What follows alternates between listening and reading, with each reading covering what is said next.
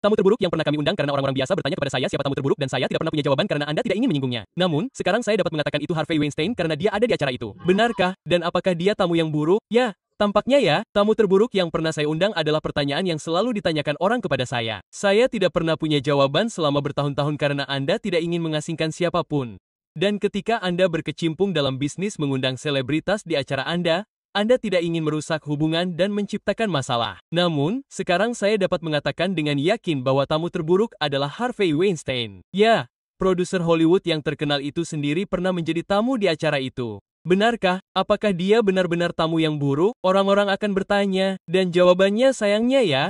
Graham Norton akhirnya pada usia 62 tahun mengakui apa yang telah lama dicurigai banyak orang. Setelah menghabiskan puluhan tahun duduk berhadapan dengan beberapa bintang terbesar di dunia hiburan, pembawa acara bincang-bincang yang cerdik itu mengungkapkan bahwa sebenarnya ada sejumlah selebritas yang sama sekali tidak cocok dengannya. Dan bukan hanya satu, ia menyebutkan 6. Dari tingkah laku di luar panggung yang mudah meledak-ledak hingga wawancara di atas panggung yang membuat ngeri, Norton tidak menahan apapun. Beberapa nama yang ia akui akan mengejutkan bahkan penggemarnya yang paling setia. Mark Wahlberg, dalam hal acara TV larut malam, tidak ada acara yang lebih terkenal dengan gayanya yang santai dan informal daripada Graham Norton Show. Acara itu terkenal dengan suasananya yang santai dan hidup, tempat para selebritas minum, tertawa mendengar cerita yang diceritakan orang lain, dan memberikan momen-momen ringan kepada pemirsa di rumah. Namun pada tahun 2013, seluruh suasana itu runtuh ketika Mark Wahlberg muncul dan menyampaikan apa yang akan dikenang sebagai salah satu episode paling tidak nyaman dan kacau dalam sejarah acara itu. Penampilannya masih dibicarakan, ditonton ulang, dan dianalisis lebih dari 1 dekade kemudian. Perselisihan dimulai bahkan sebelum syuting dimulai. Wahlberg muncul di lokasi dalam keadaan mabuk, dan segera terlihat jelas bahwa tingkat energinya tidak menentu. Sementara tamu yang menyendiri, tidak peduli, dan acuh tak acuh menjadi masalah karena mereka menarik banyak perhatian. Wahlberg adalah kebalikannya, terlalu bersemangat, mudah marah, dan ingin mengambil alih sorotan. Ia menyela orang lain, menyelipkan dirinya ke dalam semua percakapan dan menyelipkannya dengan lelucon-lelucon yang tidak pantas yang membuat ketegangan meningkat. Saat rekaman berlanjut, kekacauan itu semakin parah. Wahlberg terus-menerus menyela tamu-tamunya yang lain, termasuk komedian Sarah Silverman. Ucapannya yang tidak menentu dan sering kali kasar mendorong penonton ke tempat yang canggung antara tertawa dan malu atas kesalahan orang lain. Silverman, yang sudah berpengalaman dalam menangani kecanggungan, tersenyum dan menurut, tetapi bahkan dia tidak dapat sepenuhnya menutupi rasa malunya. Komedi, yang seharusnya bisa efektif di tempat lain, dengan cepat berubah menjadi gangguan, mengganggu alur alami pertunjukan. Berikutnya adalah momen paling aneh malam itu. Seolah-olah sedang mencoba bercanda, Wahlberg langsung naik ke pangkuan Graham Norton, mengucapkan kata-katanya dengan tidak jelas. Dengan lengan yang mendukung melingkari pembawa acara yang jelas-jelas malu, ia berjingkat-jingkat di garis tipis antara spontanitas yang gila dan rasa tidak hormat yang murni. Penonton tertawa gugup, tidak tahu apakah itu bagian dari rutinitas yang rumit atau gangguan total yang tak terbatas. Norton, seorang profesional sejati, mencoba memaksakan diri untuk tersenyum, menjaga acara tetap berjalan, tetapi tubuhnya mengatakan bahwa ia kaku, tegang, dan bertekad untuk menjaga malam itu agar tidak menjadi lebih buruk. Norton kemudian dengan jujur mengakui bahwa ia benar-benar tidak bersemangat. Maksudku, benar-benar tidak bersemangat. Kutipan itu merangkum pertemuan yang membawa bencana itu dengan sempurna. Apa yang seharusnya menjadi acara lain yang penuh dengan repertoar yang nakal dan pesona yang tidak terkendali malah menjadi kisah peringatan tentang apa yang terjadi ketika pesona bercampur dengan terlalu banyak minuman keras. Wahlberg kemudian merujuk pada bencana itu sendiri, meskipun hanya dengan mengangkat bahu yang meremehkan. Saya minum beberapa gelas terlebih dahulu. Saya terlalu bersenang-senang, akunya dalam wawancara berikutnya, meremehkannya sebagai pesta pora yang tidak berbahaya. Itu bukan masalah besar baginya, tetapi bagi sebagian besar pemirsa, itu adalah sesuatu yang jauh lebih sulit dimaafkan. Tidak semua orang merasa mungkin untuk menertawakannya. Beberapa menyebutnya sebagai komedi yang memalukan. Begitu canggungnya hingga hampir lucu. Tetapi bagi yang lain, episode itu tidak menghormati Norton dan juga tamu lain yang berbagi panggung. Ini bukan sekadar contoh seorang selebritas yang merasa geli. Itu adalah momen singkat di mana acara Graham Norton, yang biasanya ditopang oleh suasana santai dan kepala dingin Norton, benar-benar keluar jalur. Bagi Norton, itu adalah ujian keterampilannya dalam mengatasi kekacauan secara langsung. Bagi Wahlberg, Itu adalah pelajaran tentang seberapa cepat pesona dapat berubah menjadi buruk jika dipadukan dengan hal-hal yang berlebihan. Dan bagi pemirsa, itu adalah momen yang membuat malu yang menentang apakah itu komedi emas atau tontonan yang tidak dapat ditonton dari seorang selebritas yang kehilangan kendali pada saat yang bersamaan. Bagaimanapun Anda melihatnya, segmen tersebut kini menjadi bagian dari sejarah acara TV larut malam. Bukti bahwa bahkan pembawa acara yang paling berpengalaman pun bisa terkejut saat tamunya terlalu akrab dengan Green Room Bar. Mickey Rourke. Salah satu kelebihan Graham Norton Show adalah ia dapat menerima tamu yang kaku, tidak nyaman, atau bahkan aneh dan menjadikannya bagian dari hiburan.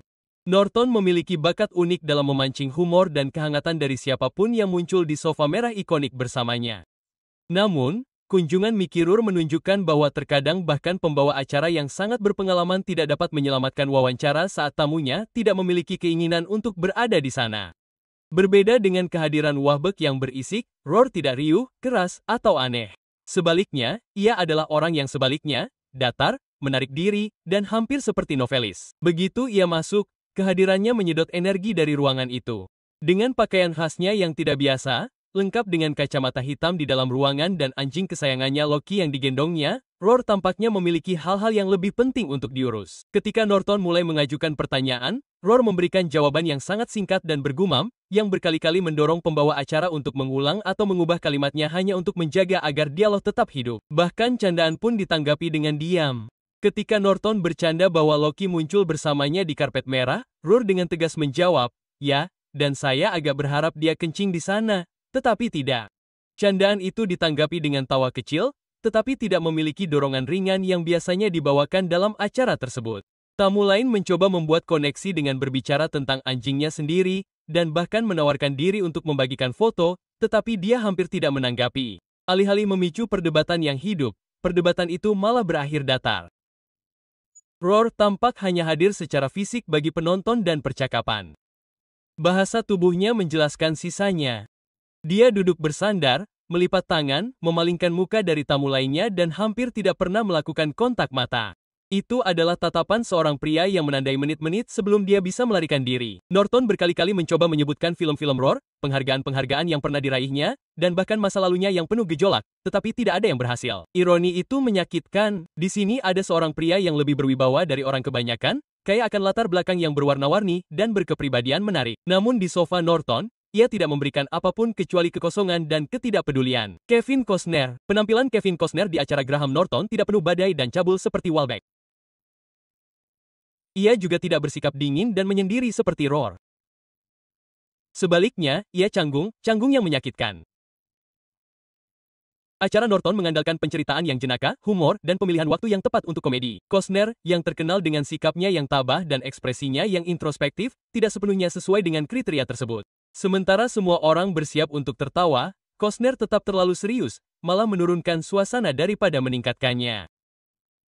Ketika Norton mencoba bercanda tentang Costner yang menyutradarai Wolfers di lokasi syuting Dances with Wolves, Costner membalas dengan penjelasan panjang lebar yang merusak momentum komedi.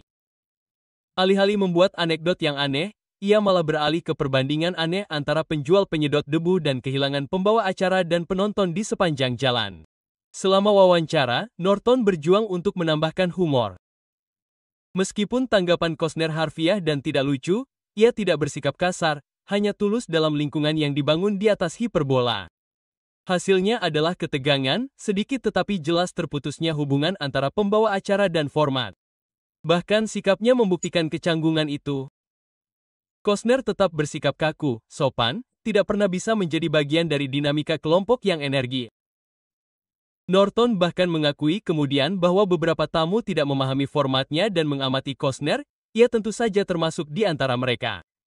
Robert De Niro dan kemudian ada Robert De Niro, seorang raksasa Hollywood dengan 2 Academy Award dan karya seumur hidup. De Niro sangat dipuja di layar kaca, tetapi dalam wawancara, khususnya yang bersifat lucu seperti Norton, ia terkenal tangguh. Ketika De Niro muncul di acara itu, suasana berubah dalam sekejap. Sementara tamu-tamu lain tertawa dan mengobrol, De Niro hampir tidak berbicara sama sekali. Jawaban-jawabannya singkat, terkadang hanya beberapa kata. Norton mencoba segala cara dengan menggunakan anekdot-anekdot lucu, peran-peran klasik, dan sorotan karir, tetapi tidak ada yang berhasil. Daryl Hannah. Ketika Daryl Hannah menjadi bintang tamu di acara Graham Norton, pemirsa mencari pesona, anekdot dari karir Hollywoodnya yang luas, dan mungkin beberapa kisah eksentrik tentang peran-perannya yang berkesan dalam film-film seperti Splash atau Blade. Yang mereka terima malah sebuah wawancara yang begitu menegangkan dan membuat ngeri sehingga masih dianggap sebagai salah satu momen paling terkenal di acara itu. Sejak awal, Hannah tampak tidak nyaman. Sementara banyak tamu Norton bersantai dalam kekacauan acara yang ringan, ia tampil sebagai orang yang pendiam, gugup, dan anehnya menyendiri. Sementara Norton ahli dalam membuat tamu yang paling pendiam sekalipun keluar dari zona nyamannya, Hannah yang pendiam tampaknya tidak bisa dipatahkan. Ketika ditanya tentang profesinya atau pengalamannya di film-film tertentu, tanggapannya singkat, mengelak, dan disampaikan dengan sedikit semangat. Ada sedikit upaya untuk menguraikan anekdot atau mengikuti upaya Norton dalam bercanda. Hal ini memaksa pembawa acara untuk mencoba dan menjaga momentum tetap berjalan, seringkali mengisi kekosongan dalam percakapan sendiri atau segera mengubah topik pembicaraan. Salah satu momen canggung yang paling memalukan terjadi ketika Hannah berbagi cerita yang bisa jadi lucu, tetapi berakhir menjadi kisah yang berliku-liku dan membingungkan yang tidak mengarah kemana-mana. Penonton tidak tahu apakah harus tertawa atau menunggu bagian lucunya yang tidak pernah muncul, dan semua orang hanya duduk dalam keheningan yang canggung. Norton, sebagai seorang profesional, mencoba menutupi momen itu dengan sedikit humor yang jenaka, tetapi ketegangan tetap terjadi. Sebagian dari kegelisahan itu ada hubungannya dengan bahasa tubuh Hannah. Dia tampak tegang, cenderung menyendiri dan gelisah, menghindari kontak mata sebisa mungkin. Meskipun beberapa tamu secara alami menikmati dinamika kelompok yang hiruk-pikuk di sofa Norton, Hannah asyik dengan dirinya sendiri. Alih-alih memantulkan energi dari tamu lain, dia malah semakin menarik diri, semakin menonjolkan kontrasnya. Secara spesifik, Hannah tidak kasar atau tidak menyenangkan. Dia hanya tampak sangat tidak nyaman dalam suasana acara bincang-bincang. Rasa malu bawaannya, ditambah gaya acara yang tidak terstruktur, menciptakan konflik yang tidak dapat dimenangkan oleh acara tersebut. Pada akhirnya, penampilan Hannah tidak mengejutkan, tetapi sangat tidak nyaman. Itu menunjukkan betapa acara Graham Norton bergantung pada kecocokan, waktu, dan keinginan untuk bermain bersama. Tanpa faktor-faktor itu, bahkan aktor terkenal seperti Daryl Hannah bisa gagal. Pada satu momen, mengikuti penari klip lainnya, Norton, dengan seringai lebar. Ini kerja keras, Robert. Penonton cekikikan, tetapi kenyataannya jelas. Wawancara ini adalah pertarungan. Dairo tidak kasar, hanya protektif. Ia memutuskan kontak mata, meluruskan ramrod, dan tampak seperti seorang pria yang menjalani proses alih-alih bersenang-senang. Dalam sebuah program yang didasarkan pada olok-olok dengan sekelompok orang dan kisah-kisah informal, kebisuannya menjadi tidak dapat dipertahankan. Norton mempertahankan energi dengan pesona, tetapi ketegangannya terlihat jelas. Setelah itu, ia mengakui bahwa ada beberapa tamu yang memang tidak cocok untuk format tersebut. Dairo, bahkan dengan karya-karyanya yang legendaris, termasuk di antara mereka.